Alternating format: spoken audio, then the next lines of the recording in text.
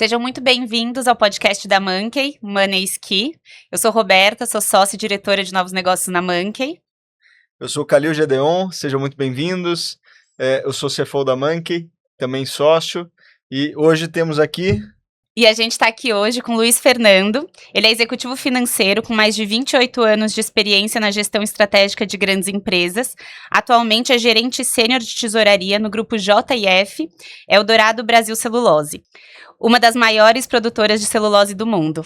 Muito obrigada pela presença, é um prazer ter você aqui com a gente. Obrigado pelo convite. É um prazer estar aqui com vocês hoje. Que bom. Aqui, para quem está nos ouvindo, a gente já fez um podcast com o Banco Central. Então, para trazer a visão do regulador, a gente já fez um podcast com uma das registradoras, com a B3, para falar de duplicado escritural do ponto de vista da registradora e da escrituradora. E agora a gente quer ouvir a opinião de quem de fato vai ser o ator ali que define os rumos da duplicata escritural, que é o sacado, que é o pagador dessa duplicata. Então, a gente queria muito te ouvir também e que você apresentasse essa perspectiva do sacado.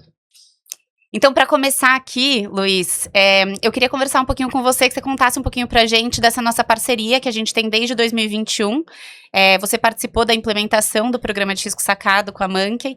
Então, eu queria que você contasse um pouquinho para a gente como é que foi essa experiência e como que hoje esse produto atua e traz benefícios para Eldorado. Perfeito. Bom, esse processo ele foi surpreendente, inclusive para mim mesmo, né? Responsável por, na ocasião, por preparar um planejamento para a nossa diretoria da escolha de um potencial parceiro para realizar o nosso programa de risco sacado, né? Uma maneira de oferecer aos nossos fornecedores uma alternativa de ajuste ou de financiamento do seu working capital, né?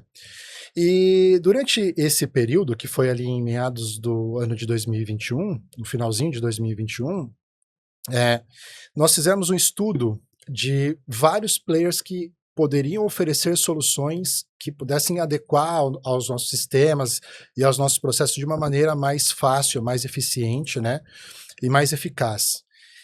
Só que, na realidade, o meu objetivo era preparar o estudo, né? E, ao final desse trabalho, eu apresentei uma proposta de implementação. E em 2 meses, nós havíamos implementado o programa em parceria com a Monkey, né?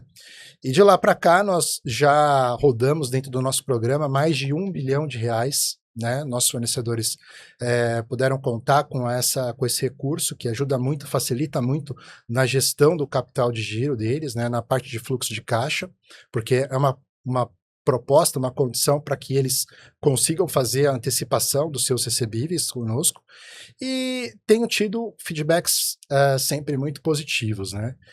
E até curioso de comentar, porque eu pessoalmente, né, como vocês disseram, já tenho bastante tempo de experiência na área financeira, mas a minha percepção sobre esses tipos de programa de risco sacado é que normalmente as empresas utilizavam mais numa vertente de necessidade do que de inteligência no uso do recurso.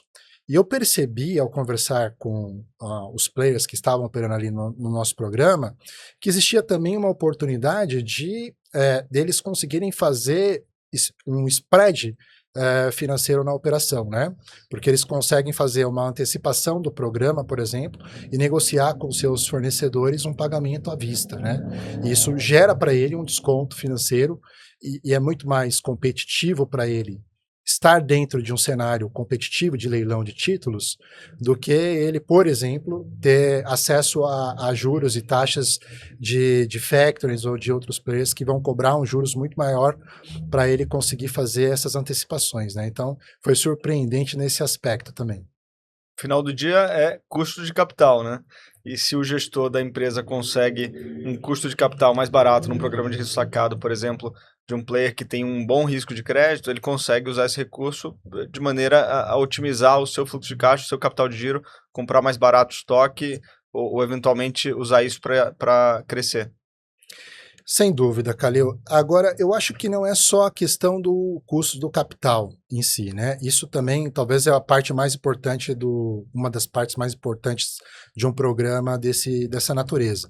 Mas o interessante também é que é uma maneira de você financiar a sua operação, uma vez que você reduz o seu prazo médio de recebimento, você diminui a sua necessidade de capital de giro. E quando você realiza desta forma, desta maneira, você não consome o seu limite de crédito com os bancos e não aumenta o seu nível de endividamento. Então é uma maneira muito inteligente também de você financiar a sua operação também. Legal. Legal. Aí, entrando aqui um pouco no tema de duplicata escritural, né, tema principal do papo de hoje, se você quiser contar um pouquinho pra gente, como o Calil falou, a gente já teve algumas perspectivas aqui sobre o tema de duplicata, e agora a gente queria explorar um pouquinho a visão do sacado. Se você conseguisse trazer um pouquinho pra gente de como você vê essa mudança, oportunidades e impactos, pra gente ter uma discussão em cima disso. E se eu puder complementar, é um tema que já está na cabeça dos teus pares, quando você fala com pessoas das áreas financeiras de outras empresas, de competidores, de parceiros, é algo que já está ali, talvez, no mesmo nível de importância da reforma tributária ou do CNPJ alfanumérico, que é o que todo mundo está falando para agora, mas assim, já tem a massa crítica que o assunto merece? Olha, obrigado pela pergunta, muito interessante. Eu comecei a estudar esse assunto no finalzinho de 2024, né? E durante o ano de 2025 eu me aprofundei, participei de vários fóruns e discussões para poder entender melhor o que estava por trás de todas as regulações, né? Todos os normativos que vieram do Bacen e da CVM que suportaram o ponto que nós estamos hoje, que é a digitalização da duplicata. A duplicata, né, como a maioria, acredito que da área financeira saiba, é um tema, e até para os mais velhos, né, é um tema bastante antigo, né? É uma legislação já desde 1968, né? Eu lembro que quando eu comecei a trabalhar na área financeira, eu cheguei a ter contato com a duplicata cartular, né? E hoje a gente está numa era de digitalização. Mas é importante explicar que não é só uma questão de digitalização de um simples papel ou de um simples normativo, né? Eu sempre gosto de explicar da maneira como eu entendi esse processo, em blocos separados.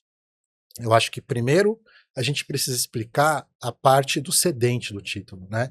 Porque é quando se inicia o processo de uma escrituração de uma duplicata, da necessidade, parte da necessidade de eventualmente o fornecedor realizar a antecipação dessa duplicata junto aos bancos. Então, para isso, ele vai ter que escriturar a duplicata, que é como se criasse um gravame, um número virtual e digital associado à duplicata, para que ele tenha, com isso, condições de antecipar essa duplicata junto aos bancos, né? Então, o processo começa dessa forma. Por outro lado, eu vejo que o mercado pouco tem comentado e observado a outra parte do processo, que é o que eu chamo de outro bloco, que é o bloco do sacado, de que da pessoa de quem paga, da ponta de quem paga, né? Eu acho que essa parte, em todo esse processo, talvez seja a parte mais complexa de toda essa operação e que talvez eu entendo que as companhias podem não estar com a percepção correta em relação a isso. E parte do ponto de que a partir de agora, com essa regulação, o aceite é tácito. Então, passado o prazo de cura, né, o período previsto na legislação, de 10 dias, o aceite ele é tácito. Se não houver automático, automático, se não houver manifesto contrário do sacado, a duplicata foi aceita pelos registradores e foi aceita pelos stakeholders do processo, né, os bancos, enfim, os financiadores da operação. E a partir daí, eu acho que tem um dito popular no ramo do direito, né, que é previsto no artigo ali 308 do Código Civil, que é quem paga mal, paga duas vezes. Então é muito importante que as empresas compreendam esse processo para que elas otimizem, para que elas evitem riscos na sua operação de pagamento também, né? E se você puder contar um pouco pra gente, até assim, de grandeza de quantidade de pagamentos que você tem mensal, de como esse fluxo funciona, porque é um impacto grande, né? Então, e como é que você vê, o que que você vê de oportunidade para conseguir resolver isso, né? Soluções automatizadas, o que que você vê de oportunidade para resolver essa questão da manifestação que realmente acho que é um dos pontos de impacto principal para o sacado. Bacana. Bom, eu acredito que companhias das quais, similares à que eu faço parte, que tem grandes volumes de pagamento mensal na ordem de 18, 20 mil pagamentos por mês, até as companhias que pagam um número muito menor, né, 100 pagamentos, 15 pagamentos, elas precisam se preocupar com a parte de ajuste de processo e sistema. Né? Principalmente de processo, porque tem algumas companhias que não têm um RP estruturado, não têm uma digitalização dos seus processos de tesouraria e os processos costumam ser realizados de forma manual. Então, por isso que eu digo, o ajuste de processo e o ajuste de sistema, ambos são muito importantes dentro desse processo para que as empresas não tenham que fazer o pagamento errado, para que as empresas não paguem, aliás, errado, né? Não paguem duas vezes, como eu citei ali no dito popular, na área do direito.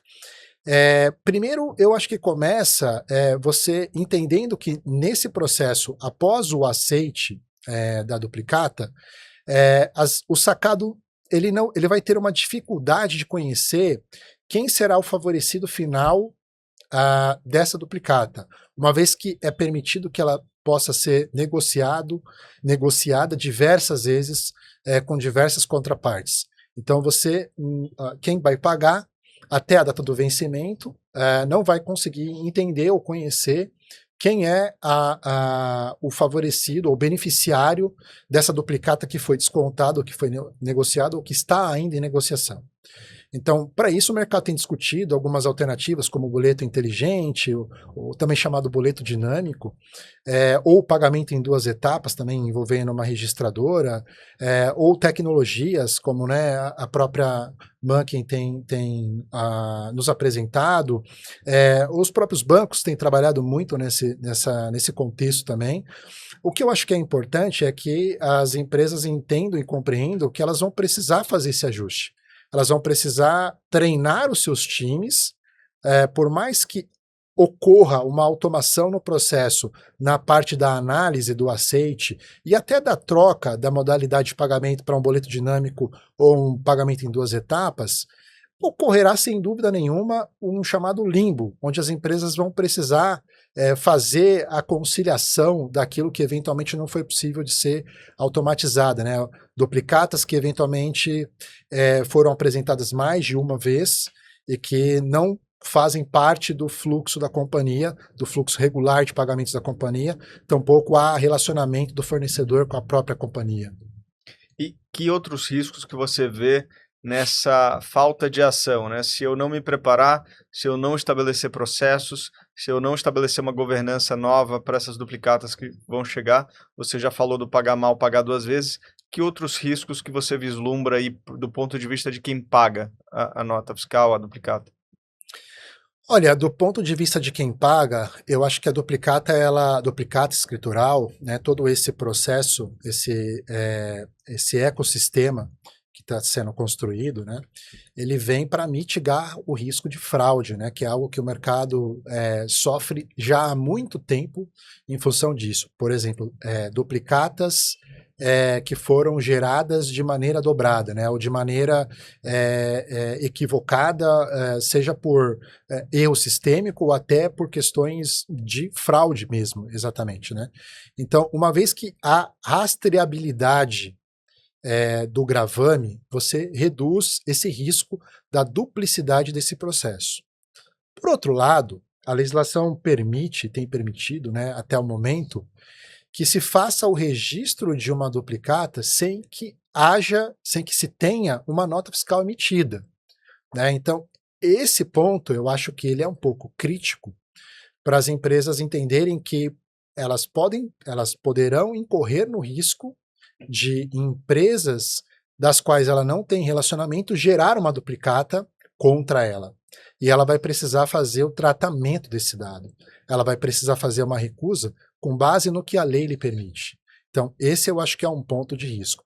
Diminui o aspecto de fraude, mas eu acho que não elimina por completo. Por isso, eu vejo a necessidade de se revisar os processos e de se revisar toda a parte sistêmica dos controles de pagamento de todas as companhias que operam no Brasil.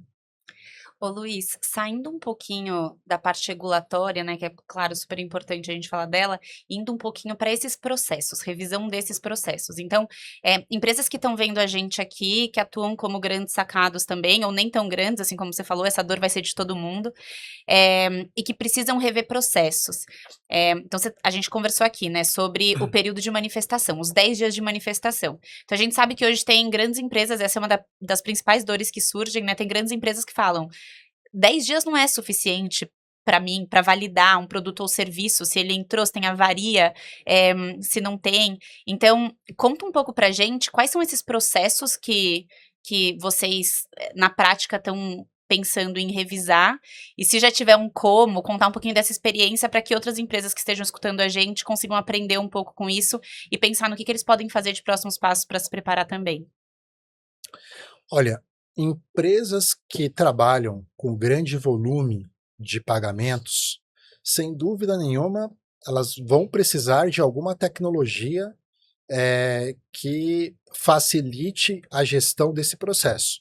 Porque você pensar em 18, 20 mil, 30 mil, 40 mil pagamentos por mês, para você analisar, claro, nem todos os pagamentos terão uma duplicata escriturada, é importante dizer isso. Mas eu, pessoalmente, acho que depois a gente pode entrar nessa discussão, eu acredito que a gente vai aumentar muito o volume transacional de duplicatas do que nós temos hoje, né? Então, pensando já neste modelo de um aumento na volumetria transacional de duplicatas, eu imagino que as empresas vão precisar adequar os seus sistemas e os seus processos, como eu comentei anteriormente, para conseguir atender esse prazo que você mencionou de 10 dias, e atender esse volume. E qual eu estou imaginando, pelo menos na operação da qual eu faço parte, que nós vamos, de que maneira a gente vai proceder, na verdade, né? Bom, nós vamos ter que estar conectado a alguma registradora de alguma forma, para poder receber as informações do registro das duplicatas que serão emitidas contra a nossa companhia, e a partir daí criar um critério de análise, provavelmente alguma automação, alguma RPA, que a gente está já trabalhando e pensando como construir essa ferramenta, para que o aceite possa ser dado em condições que a gente permita, que esteja dentro da governança da empresa e dos critérios que a gente vai estabelecer, e preparar o processo para que o processo, ou seja, qual é o processo? São os times de tesouraria, são as equipes que vão precisar ser capacitadas para que elas possam dar a recusa de acordo com o que se prevê a legislação, né? Então eu acho que é mais ou menos esse o trâmite, e a partir daí, né, tem uma etapa seguinte, ou a etapa final, que é o acompanhamento da conclusão do pagamento. Então, se o pagamento será feito através de um boleto dinâmico, vai ser preciso fazer a escrituração disso dentro do RP da companhia, o registro disso dentro do RP da companhia. Se o pagamento for em 2 etapas, a gente vai precisar de alguma tecnologia que nos ajude, que nos facilite também na parte da conversão dessa titularidade dentro do nosso RP, para que no vencimento a gente pague a parte correspondente, a parte certa da operação, a parte que de fato hoje é a responsável pelo recebimento desse título. E você, pegando um pouquinho do gancho do que você falou anteriormente em relação ao tamanho desse mercado, você é um otimista, dados esses cuidados que as empresas têm que ter, dados os ajustes em processo, em governança, você vê então que o mercado ele pode aumentar bastante, que esse novo título, do ponto de vista eletrônico, ele pode de fato ser responsável aí por um boom do crédito, uma redução do custo. O que você vê em termos de futuro para esse setor? Legal. Eu acho que a gente comentou bastante até agora da parte do processo, da parte do sacado, que, como eu disse, é uma parte que eu entendo que todas as companhias precisarão se adaptar, e eu acho que é uma parte muito importante do processo e complexo. Mas a gente também tem o outro primeiro bloco que eu havia citado, que é a parte de quem, de fato, vai manifestar o interesse na antecipação. E essa parte, eu tenho a visão de que a gente vivencia um processo de educação financeira, né? O empresariado tem aprendido como utilizar esse produto de uma maneira mais eficiente, de uma maneira mais eficaz, né? E isso para um efeito de gestão do working capital. Eu vi um dado recente da B3, em uma das apresentações que eu participei. O Brasil tem, em média, 10 trilhões de reais em notas fiscais emitidas. E, segundo a B3, cerca de 10 a 15% desse volume ele é antecipado, ele é negociado, né? Então, assim, a gente tem um potencial enorme, né, pensando nesses números, de fomentar o uso desses recursos. Eu acredito que bancos, fintechs e outras instituições, outros financiadores, estruturas como o FDIC, vão ser muito favorecidas dentro desse processo, à medida que as empresas entenderem que essa é uma fonte de captação em geral de baixo custo e não tão complexa quanto uma captação de um fund, de uma linha de financiamento estruturado, né? Não é tão, não depende de fatores como, por exemplo, covenants em grandes companhias, etc. e tal, ou até de limites de crédito de contraparte, que impeçam as empresas de fazer, de tornar o seu caixa mais líquido do que ele normalmente teria. Então, eu entendo que todo esse processo de digitalização, ele vai favorecer esse fomento. Né? Eu entendo que à medida que as empresas aprenderem como usam isso e estiverem com seus processos e tecnologias regulares, né? Ou seja, já tiver os seus processos azeitados, a sua tecnologia, o seu RP funcionando corretamente, a produção dessas antecipações elas serão feitas de uma maneira mais eficaz do que se faz hoje. Né? Porque hoje o processo é muito manual. Né? Você acha uma boa analogia chamar, talvez, o risco sacado com a duplicata escritural de uma espécie de uma espécie de consignado da PJ, assim, o que o crédito consignado é para a pessoa física do ponto de vista de taxa baixa, uma garantia robusta ali, um colateral robusto, com uma fricção reduzida. Essa analogia pode ser feita para o risco sacado na PJ ali, usando a duplicata escritural? Você acha uma boa analogia? Olha, eu acredito que sim, mesmo porque eu vejo que assim as empresas que hoje não conhecem tão bem, tão a fundo esse mecanismo de financiamento da sua operação, digamos assim, do financiamento do seu capital de giro, da gestão do seu working capital, né? À medida em que passarem a entender como isso funciona e qual é o custo dessa operação, vão entender e vão, inclusive, condicionar o seu fluxo de caixa a esses tipos de operação. Uhum. Então, as empresas vão vão começar a descontar os seus recebíveis em larga escala para diminuir o seu prazo médio de recebimento e, consequentemente, vão diminuir o nível de necessidade de captação de outras fontes de recurso para financiamento da sua operação ou para o seu capital de giro. A gente está falando bastante aqui dos desafios, principalmente do contas a pagar, né? Quando você pensa e olha para sua base de fornecedores, nesse cenário de duplicata escritural, a gente falou um pouco de oportunidades aqui, né? Então, aqui as oportunidades de aumentar esse tipo de operação, uma operação mais barata.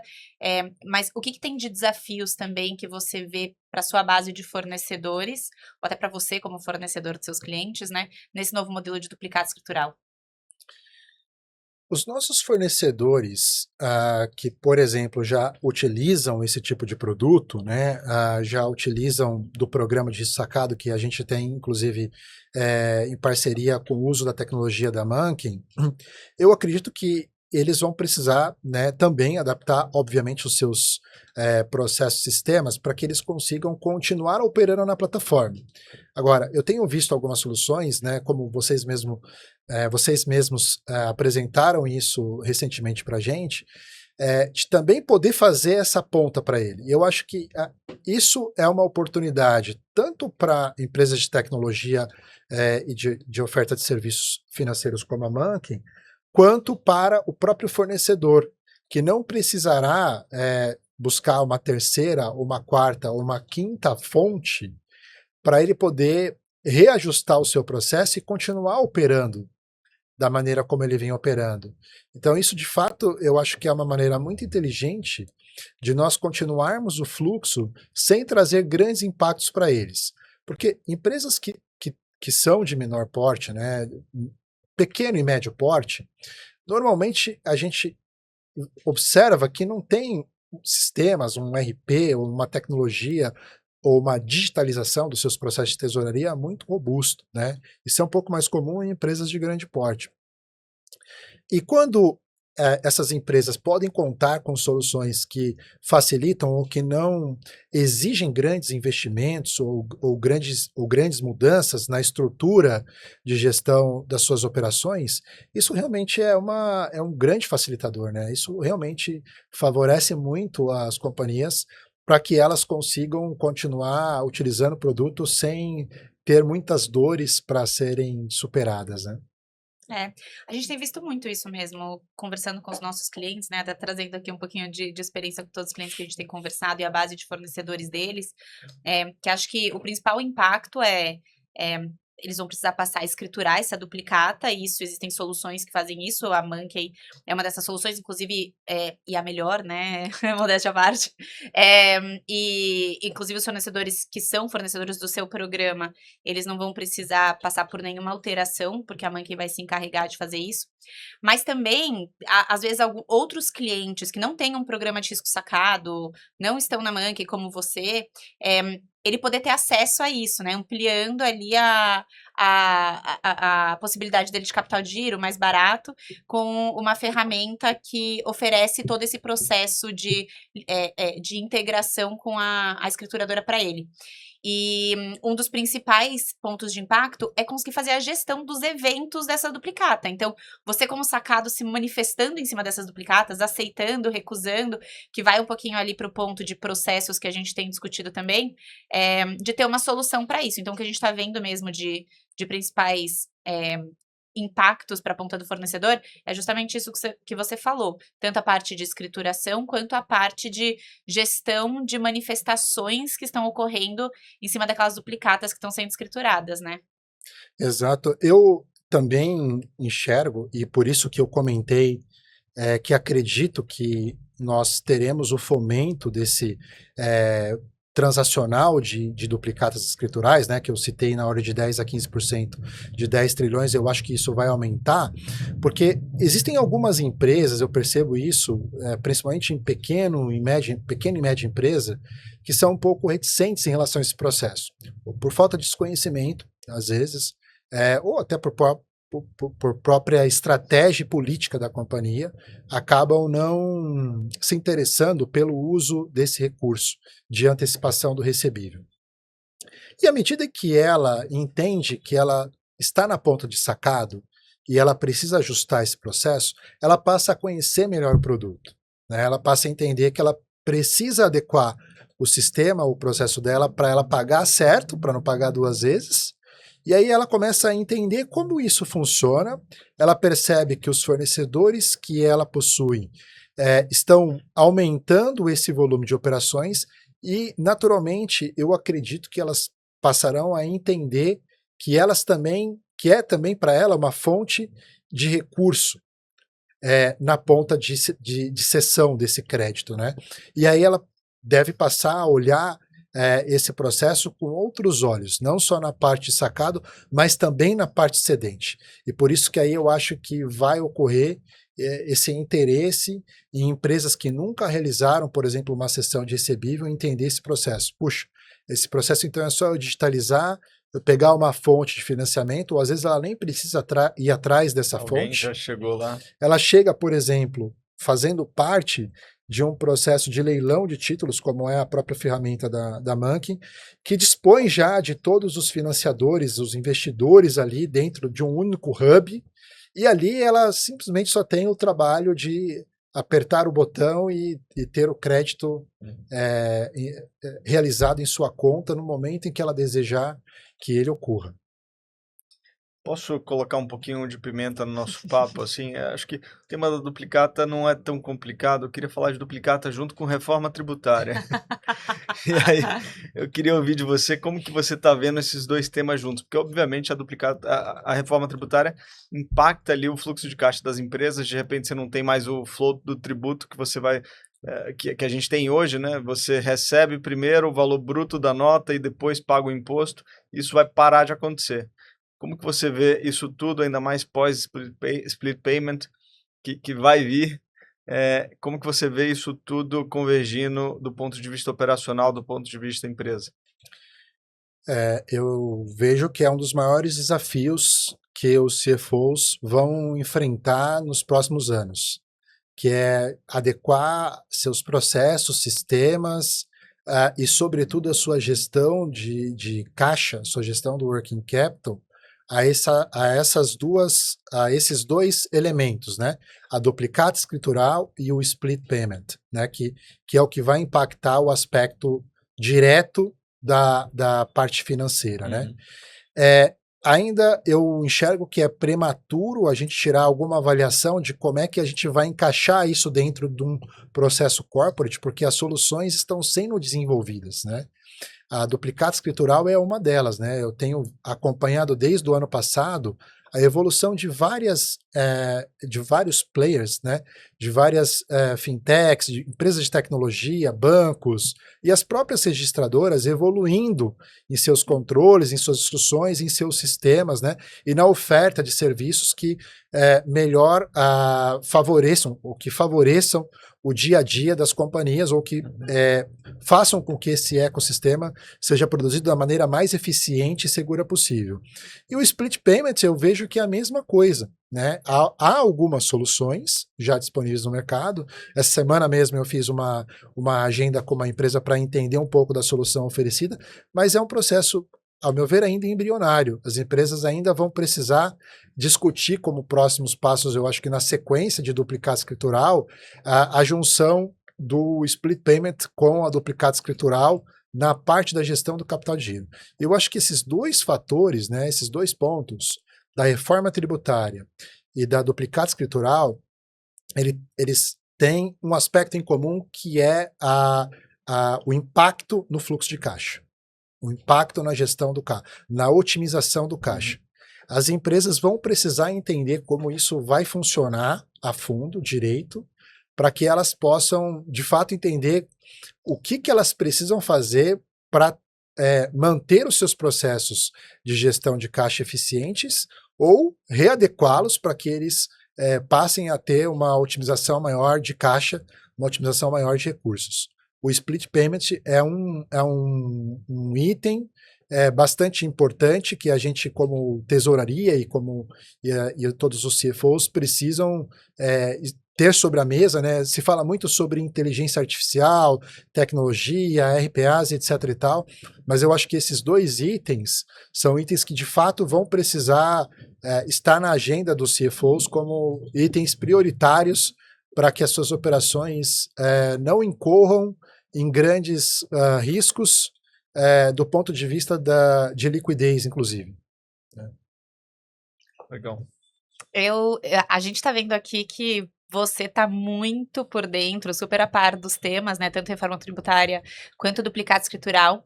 E das conversas que a gente vem tendo, né? A gente está fazendo diversas conversas aqui com diversas empresas desde o ano passado. Agora, acho que é um tema que as pessoas estão se aprofundando um pouco mais, mas isso é recente. Acho que o Kalil perguntou um pouquinho lá atrás, em alguma das perguntas que a gente conversou, mas eu queria explorar mais um pouquinho. Como é que você tem visto isso? Assim, até, porque a gente fala muito sobre isso, né? Duplicata escritural, ela não é um produto. Duplicata escritural é parte de um produto já existente. Virou agora, risco sacado é duplicata escritural é risco sacado, qualquer operação de crédito é duplicata escritural. Como é que o conhecimento disso está dentro da Eldorado, não só com você? E quando você olha para outras empresas, conversa com outras empresas, qual é a sensação que você tem? Tanto empresas, bancos, todos os players que fazem parte dessa operação, o que você vê de conhecimento desse tema hoje? Olha, nós temos estudado esse tema de maneira mais a fundo, como eu disse, desde o ano passado, né? Então, todos os fóruns possíveis, né, a gente tem participado, que nós somos convidados, a gente tem participado porque sempre há algo novo a ser aprendido, né? Então, a gente tem explorado muito esse tema, inclusive eu até escrevi um artigo sobre isso para que pudesse até fixar melhor aqui nas minhas ideias, né, esse tema, e também para que pudesse contribuir com a disseminação desse conhecimento. Compartilhar esse artigo com quem está nos escutando, né? A gente vai colocar Boa. então no link do podcast. Boa. Eu acho que é importante as empresas falarem sobre esse tema também. Há bastante discussões envolvendo, e por questões óbvias, né, os registradores, né, os escolhidos pelo Banco Central para poder atuar nessa parte organizacional do registro do gravame, da criação do gravame, os interlocutores em todo esse ecossistema, que são os financiadores, e as empresas, as fintechs, as empresas de tecnologia, oferecendo serviços que possam contribuir também para que as empresas tenham uma otimização dos seus processos e até tenha um pouco mais de eficiência ali no seu dia a dia. Agora, as companhias precisam discutir mais isso, né? Eu acho que é isso que talvez tenha faltado nos últimos tempos, né? As empresas entenderem que esse ponto precisa ser colocado na mesa para a gente trocar ideias, inclusive de quais são os riscos que a gente observa nesse processo e quais são os recursos que a gente pode contar no mercado e dividir essa experiência, né, para que a gente possa fomentar esse conhecimento e fomentar toda essa estrutura de dados, né, e de organização que nós vamos precisar ter para poder cumprir com todas as etapas regulatórias da maneira como elas estão sendo colocadas para a gente. O que eu acho que é importante que todo mundo compreenda é que essa é uma questão regulatória. Não é uma questão opcional. Não é opcional. Né? Não é uma Isso opcional. é importante. A gente tem algumas conversas com alguns clientes, né? E o cliente responde: eu não quero aderir. E a gente fala, não é opcional, é regulatório, é lei, né? Exato. Como eu destaquei anteriormente, eu acho que o processo ele se inicia a partir do momento em que se tem a necessidade de fazer uma escrituração. A gente está falando muito aqui em questões que envolvem a parte da antecipação, mas há outros aspectos da legislação que também precisam ser observados. Por exemplo, né, o registro da duplicata ele será necessário em operações cujas duplicatas foram, por exemplo, dado em garantia em algumas operações. Então, ainda que não se tenha o desejo de antecipar, será necessário fazer o registro da duplicata para atender às questões regulatórias. O que eu acho que é importante é que se entenda o que está por trás de toda essa organização regulatória. Né? Não é simplesmente uma digitalização de processo. Eu acho que exatamente esse é o ponto. Não é somente uma digitalização de processo. Todos esses normativos, eles trouxeram uma outra roupagem para a parte de duplicatas escriturais. E as tesourarias precisam entender isso. para que isso possa ser utilizado de uma maneira mais eficiente possível dentro das suas rotinas do dia a dia.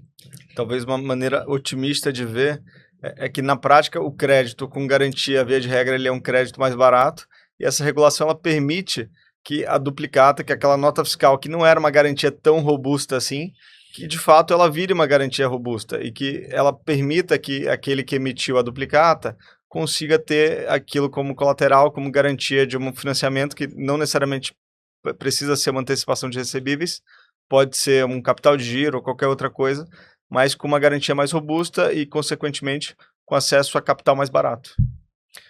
Sem dúvida. Eu acho que outro ponto importante para pegar o gancho do que você trouxe aqui e também relembrar sobre essa questão regulatória da duplicata escritural é que não é necessário que se tenha uma nota fiscal para que a duplicata seja registrada ou possa ser registrada. Então, em fontes de financiamento, em operações em que é necessário você ter recursos, ter disponibilidade de caixa, ter capital de giro para você poder produzir, para você poder entregar o seu produto ou seu serviço para o seu cliente, essa é uma alternativa interessante para que você possa aumentar, inclusive, o seu volume de vendas através desse contexto, claro, se o teu cliente permitir que você faça o registro da duplicata para recebimento antecipado do recurso e posterior emissão da nota fiscal, por exemplo, né? Acho que pensando aqui no que a gente está falando, né, olhar um pouquinho, a gente tem que olhar para os impactos, claro, a gente está conversando aqui sobre diversos impactos que precisam de melhoria de processo, que precisam de soluções tecnológicas para serem resolvidas, mas existe uma motivação por trás que também traz oportunidades, né? E acho que é um pouco disso que a gente está falando. Isso precisa ser olhado para que seja explorado também, não só visto de maneira que pense nas dificuldades e problemas e impactos que isso traz. Sim. E já caminhando um pouco para o final da nossa conversa, se você pudesse dar um conselho para um CFO, um tesoureiro, um controller de uma empresa que está talvez subestimando o impacto disso, talvez ainda esteja pensando, não vou fazer agora, vai demorar, o que você daria de conselho? Legal. Olha, a gente explorou bastante aqui toda a parte de registro, né? Eu acho que a gente focou muito na parte dos controles internos, da adequação sistêmica e etc e tal. Mas eu acho que é importante que as companhias e sobretudo os CFOs, eles olhem para esse processo como uma oportunidade de redução, inclusive, do seu inadimplemento, né? Eu vi um dado recente divulgado pela Serasa, nos primeiros 4 meses de 2026, houve um aumento de 9% no inadimplemento, né? A gente está falando na ordem de 8 a 9 milhões a mais de inadimplentes em relação ao mesmo período de 4 últimos anos atrás, né? O Brasil hoje tem cerca de 8,9 milhões de CNPJs que estão em situação de inadimplência. Isso representa 35% do volume de CNPJs de empresas que nós temos no Brasil, cerca de 25 milhões mais ou menos de companhias que nós temos no Brasil. E por que eu estou trazendo um pouco desses dados? Para te dizer que eu acredito que a duplicata escritural possa ser utilizada como um instrumento de mitigação ou até de alternativa para companhias que enfrentam essa dificuldade, tanto na parte da dificuldade de cumprir com seus compromissos, e aí eu estou falando na parte do working capital, da gestão do capital de giro, quanto na parte do inadimplemento dos seus clientes, né? Eu acho que é uma alternativa interessante. O ponto de dúvida que eu ainda tenho sobre esse processo é o mercado de crédito. Como é que os financiadores vão enxergar todas essas oportunidades, né?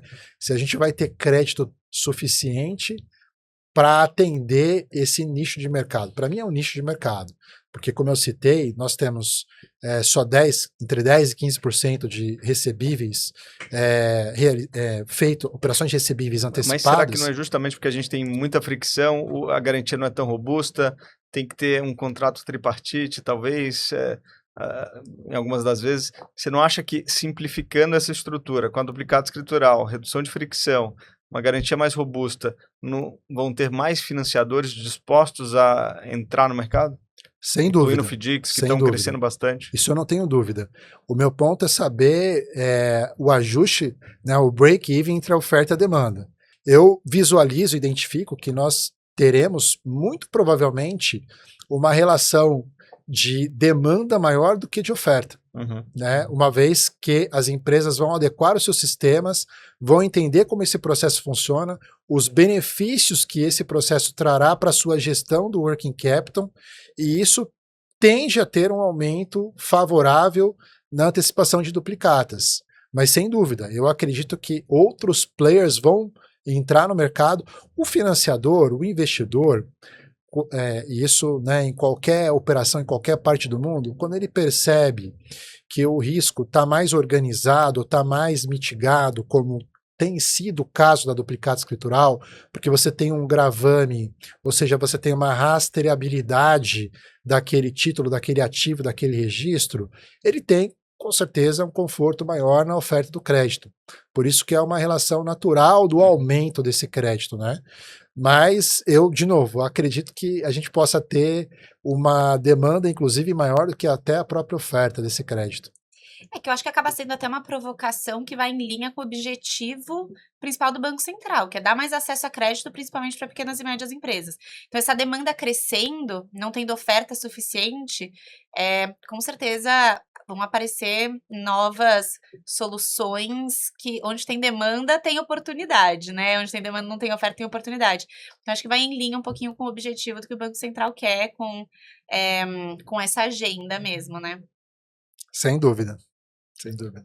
Comentários finais?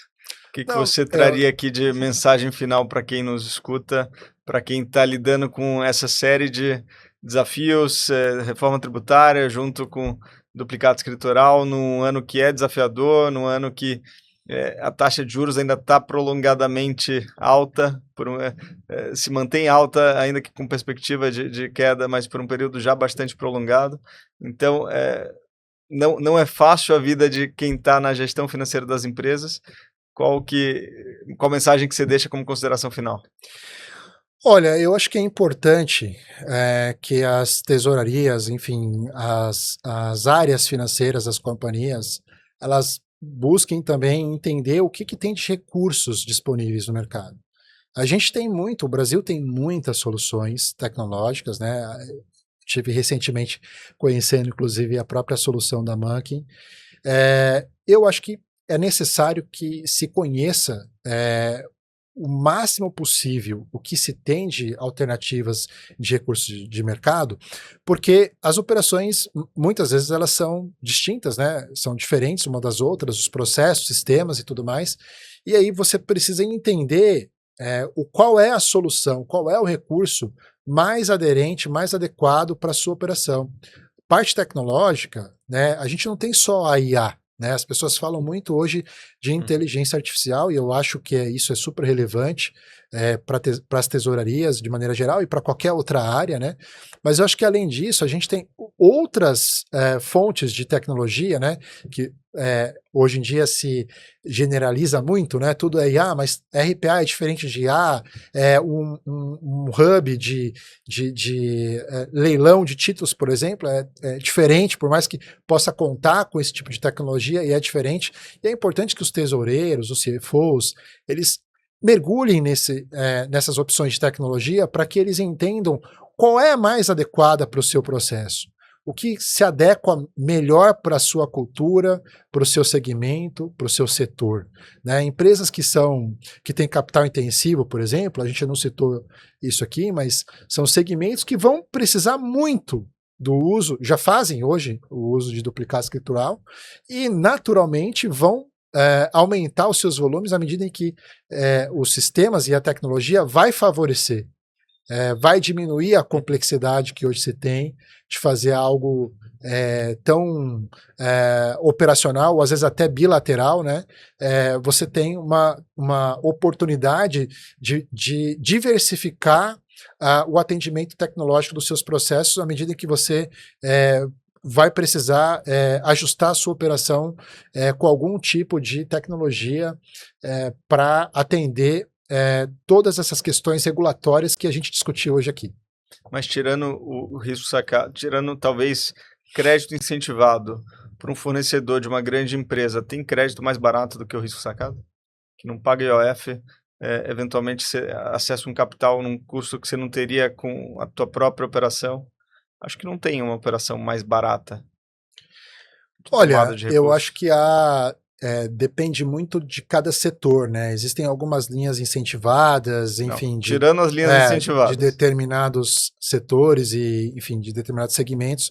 Mas eu acho que mais do que o custo, né? Eu acho que, obviamente, eu concordo com você, normalmente o processo de antecipação de recebível tem um custo mais competitivo quando comparado a outras linhas de capital de giro, isso sim é uma verdade, só que, de novo, eu insisto, mais do que isso, eu acredito que é a facilitação do processo.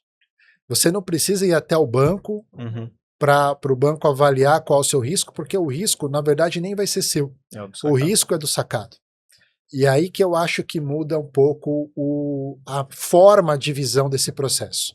A forma de enxergar a duplicata escritural como uma fonte de financiamento, sim, é verdade, claro, mas são oportunidades que trazem, além do custo, a questão de não comprometer o crédito da ponta de quem está efetuando a cessão do recebível, e tudo que nós comentamos aqui em termos de tecnologia. Se você vai fazer uma captação, né, um port finance ou qualquer outro tipo de situação, qualquer outro tipo de operação de financiamento, você tem que sentar com o banco, sentar com os investidores e montar essa estrutura.